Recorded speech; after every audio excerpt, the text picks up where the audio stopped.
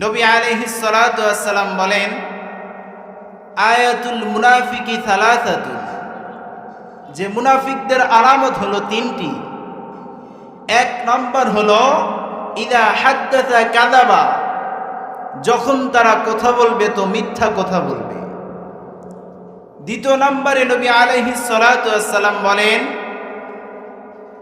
ওয়া ইদা ওয়াদা আখলাফা, যখন সে কারোর সঙ্গে কোনো অঙ্গীকারবদ্ধ হবে তখন সে তার খেয়ানত করবে।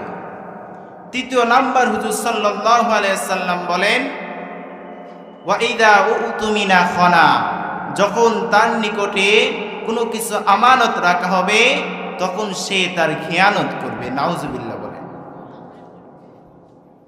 মুআজ্জাজ মুহতারাম, নবী আলাইহিস সালাতু ওয়াস সালাম আরো বিভিন্ন হাদিসে কারিমার মধ্যে তিনি বলেন যে